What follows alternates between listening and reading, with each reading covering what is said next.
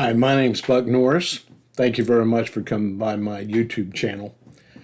I'm going to be producing several different videos concerning the use of Zoom in Sunday school class situations.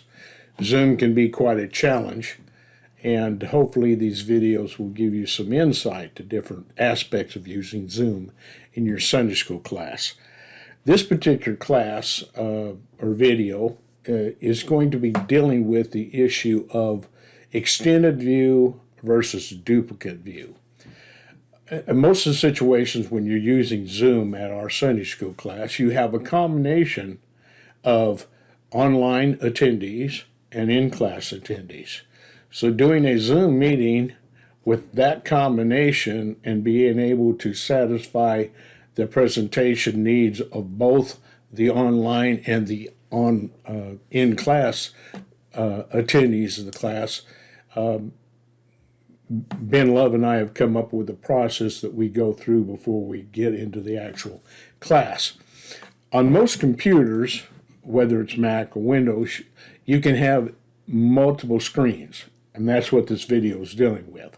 Just if I right-click on my desktop and take a look here at display settings, you can see that I actually have three different screens on my computer.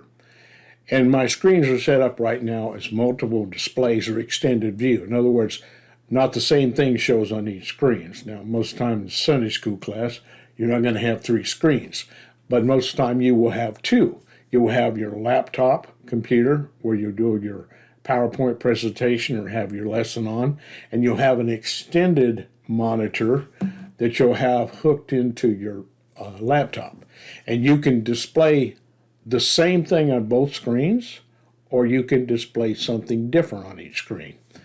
And it's best in doing Zoom classes to start out with a duplicate view and move to an extended view. I'll go through this process and hopefully you can see that. I'll go ahead and close my display deal. Right now we'll go ahead and switch to a duplicate view. Right now I'm on an extended view. So if I hold down the Windows key on the keyboard, which is between the Control and the alternate key in the bottom left-hand corner of your keyboard, hold down that Windows key and hit the letter P. You will see in the bottom right-hand corner, depending on your version of Windows and your operating system and your video card, but this will pop up and you can switch to duplicate or extended or second screen only. So I'm going to start a class. To start class, I'm going to switch to duplicate.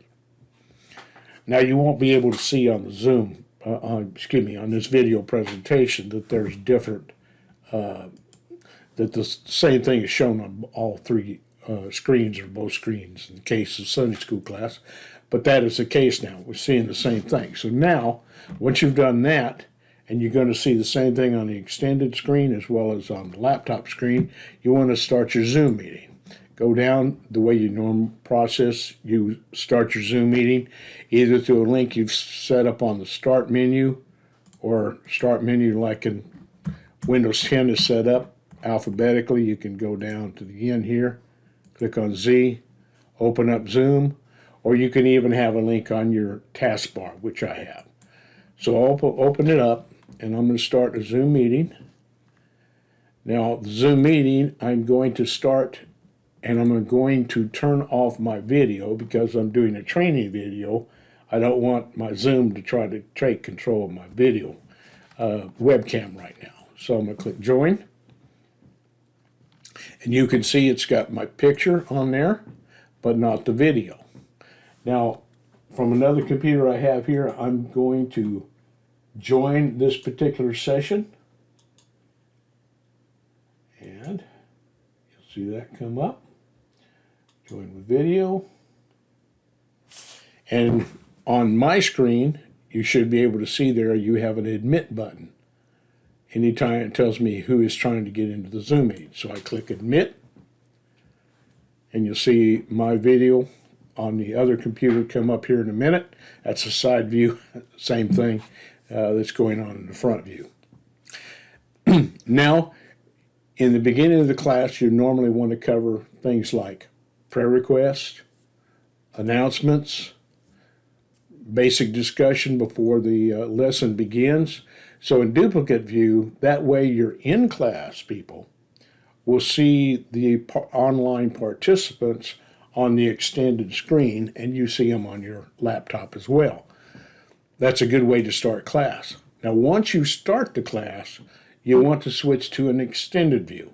Again, to switch, you hold down the Windows key and hit the P button. That will pop up the menu and switch to extended view. Now again, probably on this video presentation, you will not see a difference because it can only show one screen at a time. But now, what I'm seeing on my extended view is separate from what is on my regular screen. So, now, at this point, on extended view, I would normally launch my PowerPoint presentation, which we use for our Bible studies in our Sunday school class in Agape. So I'm going to open up the slides. Then you would normally start your slide presentation. You can use a slide button down here or a link that I set up on my quick bar.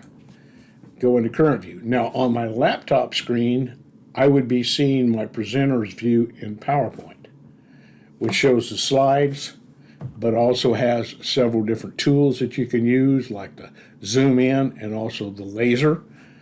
And then I can see what's coming up on the next slide, and depending on the slide, you can see the notes that you've put on the slide. Now on the extended screen, all that is showing is just the slide presentation, but you have all your tools on the individual laptop screen. Now, after you've finished your presentation and you've ended your presentation, you can go ahead and end the slideshow, close PowerPoint, and at that point then you can switch back to a duplicate view. When you switch to a duplicate view by holding the Windows key and the P key and go into duplicate view, that way, your attendees will see, I have to do something over on this other computer. Your attendees will see, your in-class attendees will see your Zoom attendees, and you can have end discussion, closing prayer, or whatever, which you normally do. I hope that's been helpful to you. Again, the purpose of this video was to show if you've got a mixed Zoom class, online and in class, being able to use both screens, and the best scenario to use for beginning the class, your presentation, and then the end of the class. So you do duplicate, then extended view, then duplicate again. It's pretty quick. You have to think through it. We've made up some notes to do this, so if you're interested, you can email me at bc@bcnorris.com, and I'll email you the document that we have to go through this procedure. Thank you very much for coming by, and have a great day. Bye.